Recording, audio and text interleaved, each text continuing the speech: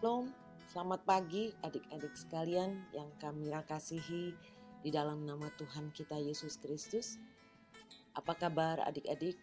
Semoga semua dalam keadaan sehat, begitupun juga dengan kakak-kakak layan yang lainnya. Biarlah kiranya Tuhan memberkati kita dengan sukacita dan damai sejahtera di pagi hari ini. Adik-adik sekalian, Kamira akan membacakan dan membawakan renungan kita di pagi hari ini yang terambil dari kitab Efesus pasal 3 ayat 1 sampai dengan 13. Kita siapkan Alkitab kita, Efesus pasal 3 ayat 1 sampai dengan 13. Kita biarkan Alkitab kita terbuka.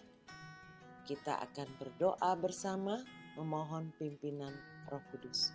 Mari kita berdoa. Tuhan Yesus yang baik, terima kasih Tuhan kalau pada pagi hari ini kami beserta adik-adik teruna boleh membaca dan merenungkan firman-Mu. Tuhan, ampuni segala kesalahan dan dosa kami, sucikan dan kuduskan kami agar kami layak untuk menerima anugerah berkat daripada firman-Mu. Berfirmanlah ya Tuhan, kami siap untuk membaca dan merenungkannya. Di dalam nama Tuhan kami Yesus Kristus, kami berdoa dan mengucap syukur. Amin. Baik, kita akan membaca bersama-sama dari kitab Efesus pasal 3 ayat 1 sampai dengan 13. Lembaga Alkitab memberikan judul Rahasia Panggilan Orang-orang Bukan Yahudi. Itulah sebabnya aku ini, Paulus, orang yang dipenjarakan karena Kristus Yesus untuk kamu, orang-orang yang tidak mengenal Allah. Memang kamu telah mendengar tentang tugas penyelenggaraan kasih karunia Allah yang dipercayakan kepadaku karena kamu, yaitu bagaimana rahasianya dinyatakan kepadaku dengan wahyu seperti yang kutulis di atas dengan singkat. Apabila kamu membacanya, kamu dapat mengetahui daripadanya pengertianku akan rahasia Kristus yang pada zaman angkatan-angkatan dahulu tidak diberitakan kepada anak-anak manusia, tetapi sekarang dinyatakan di dalam roh kepada rasul-rasul dan nabi-nabinya yang kudus, yaitu bahwa orang-orang bukan Yahudi karena berita Injil turut menjadi ahli waris dan anggota-anggota tubuh dan peserta dalam janji yang diberikan kepada Kristus Yesus. Dari Injil ini, aku telah menjadi pelayannya menurut pemberian kasih karunia Allah yang dianugerahkan kepadaku sesuai dengan pengerjaan kuasanya.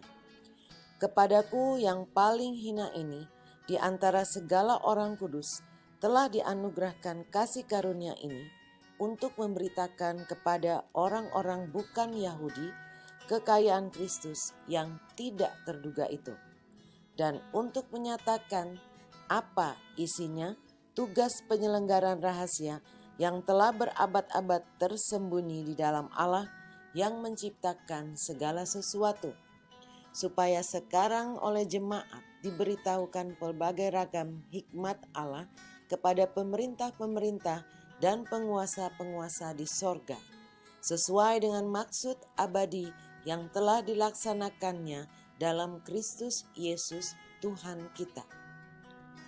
Di dalam Dia kita beroleh keberanian dan jalan masuk kepada Allah dengan penuh kepercayaan oleh iman kita kepadanya.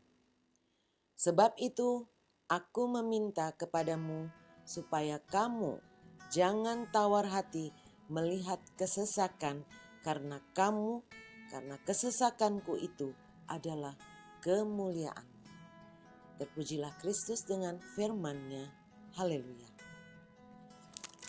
Adik-adik yang kami kasihi di dalam nama Tuhan kita Yesus Kristus, kita akan mencoba untuk merenungkan firman Tuhan di pagi hari ini. apa yang ingin disampaikan Tuhan lewat firman-Nya di pagi hari ini. Dengan tema kita adalah bersyukur karena dipanggil menjadi saksi karya kasih Kristus yang menyelamatkan. Bacaan kita pagi ini adalah merupakan surat Efesus kepada jemaat di Efesus yang merupakan sebuah kota dengan kehidupan masyarakat yang sangat beraneka ragam. Mereka terdiri dari berbagai macam karakter dan individu karena masyarakatnya mempunyai latar belakang yang berbeda-beda. Hal ini mengakibatkan terjadinya benturan-benturan individu maupun kelompok. Begitupun juga dengan keberadaan jemaat pengikut Kristus di Efesus. Rasul Paulus menuliskan surat kepada jemaat di Efesus dan berbicara mengenai yang pertama adalah rahasia Kristus. Rahasia itu adalah maksud Allah untuk mempersatukan di dalam Kristus sebagai kepala segala sesuatu baik di sorga maupun yang di bumi, dan untuk memasukkan orang dari semua bangsa dalam janji mengenai hidup dan keselamatan, baik orang-orang Yahudi ataupun yang bukan Yahudi. Allah menciptakan dalam Kristus Yesus sebuah umat yang baru bagi dirinya. Yang kedua, Paulus juga berbicara tentang kasih karunia. Kasih karunia Allah yaitu pada ayat ke-7. Kasih karunia diberikan kepada setiap orang percaya untuk melaksanakan kehendak-Nya, menjadi kekuatan yang mengalir dari Kristus, yang bangkit dan bekerja melalui Roh Kudus yang tinggal di dalam diri orang percaya. Adik-adik yang kami kasihi di dalam Kristus Yesus, apa yang hendak dikatakan firman yang kita baca di pagi hari ini? Tuhan Yesus Kristus adalah Tuhan, Juru Selamat, Kepala Gereja yang menyelamatkan kita. Lalu kita yang menerima Kristus harus hidup baru, kudus, dan menjadi anak-anak terang, dan setiap kita dipanggil untuk diselamatkan, bersaksi tentang keselamatan itu. Setiap kita menjadi bagian dalam anugerah Allah yang menyelamatkan, sehingga kita mempunyai tanggung jawab untuk meneruskan karya keselamatan dan menjadi saksi karya keselamatan itu. Adik-adik, Tuhan kita Yesus Kristus adalah Tuhan yang Maha Pengasih kepada umat. Tadi dikatakan di dalam ayat-ayat bacaan kita bahwa kasih karunia Allah ini bukan hanya untuk orang-orang Yahudi atau jemaat-jemaat Tuhan saja, tapi itu juga berlaku bagi seluruh manusia di muka bumi ini. Jadi Tuhan Yesus sangat mengasihi ciptaan yang paling sempurna ini, yaitu kita sebagai manusia. Alkitab berkata bahwa kepada kita setiap orang percaya diberikan bukan hanya keselamatan kekal, melainkan kehormatan untuk melayani Tuhan. Keduanya menjadi satu paket anugerah. Allah adalah pribadi yang memanggil. Dia menyatakan kepada anak-anaknya yang mendengar panggilannya mengenai kehendaknya dan taat. Untuk itu kita bersyukur karena dipanggil menjadi saksi karya keselamatan Allah. Nah, adik-adik teruna adalah anak-anak Yesus Kristus. Kita semua adalah murid-murid Tuhan. Dan adik-adik dan kakak-kakak layan juga diminta untuk menjadi saksi bahwa Tuhan sungguh mencintai manusia. Sudahkah kita sebagai murid-muridnya melaksanakan panggilannya dan melayani Tuhan dengan sungguh hati? Apakah kehadiran kita memberi damai bagi orang lain atau justru menyakitkan orang lain karena tindakan, perkataan, dan sikap kita? Mari adik-adik, mulailah dari ruang lingkup yang kecil, yaitu keluarga kita.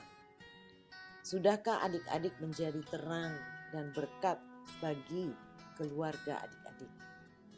Misalnya, bantu orang tua berprestasi yang baik dalam pendidikan, lalu membawa damai di rumah, bukan menjadi biang keributan. Ingat adik-adik dan kakak-kakak layan semuanya, kita mempunyai tugas, yaitu menjadi terang dan garam dunia. Janganlah tindakan, perkataan dan sikap kita malah mendukakan hati Tuhan, mempermalukan Tuhan.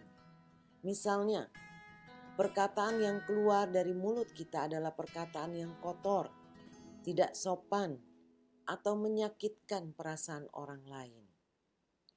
Kadangkala kita sebagai anak-anak Tuhan atau disebut murid-murid Tuhan, seringkali kita berbuat hal-hal yang mempermalukan Tuhan. Misalnya, banyak kami dengar adik-adik nih kalau bicara dengan temannya selalu dengan kata-kata yang kasar, kata-kata kotor, kata-kata kebun binatang. Kalau kita terbiasa dengan tindakan kita, perkataan kita seperti itu, maka orang akan melihat, oh begitukah ajaran Tuhan Yesus yang kita sembah. Apa yang kita lakukan secara tidak sadar akan mempermalukan Tuhan. Padahal kita mempunyai tugas menjadi terang dan garam dunia. Untuk itu, adik-adik selalu ingat bahwa ada nama Tuhan di pundak kita yang selalu akan kita bawa kemanapun kita pergi dan selalu akan melekat di dalam hati kita dan tubuh kita ini. Jadi apa yang kita lakukan, kita perkatakan, itu akan mencerminkan kasih Tuhan. Kalau kita selalu membuat keributan, kehadiran kita selalu membuat ribut. Misalnya adik-adik, kehadiran adik-adik selalu membuat berantem teman-temannya. Ini akan menilai, orang akan menilai bahwa kok katanya anak Tuhan, tapi kok seperti itu kelakuannya. Jadi adik-adik, bawalah diri kita sebaik mungkin. Karena kita tidak membawa hanya nama kita, tetapi kita membawa nama Tuhan kita Yesus Kristus. Dan kita dipanggil untuk melayani Tuhan dengan segenap hati. Melayani Tuhan bukan hanya terbatas pada ruang lingkup gereja, atau berkhotbah, mengajar, atau sebagainya. Melayani Tuhan juga dengan hidup kita sehari-hari. Misalnya, sikap adik-adik, kalau adik-adik sopan, ramah, selalu membawa damai, orang akan melihat kemuliaan Tuhan lewat hidup adik-adik semua. Untuk itu, jagalah diri kita sebagai anak. Dan kita harus mengucap syukur, karena sesuai dengan tema kita di pagi hari ini adalah bersyukur karena dipanggil menjadi saksi karya kasih Kristus yang menyelamatkan.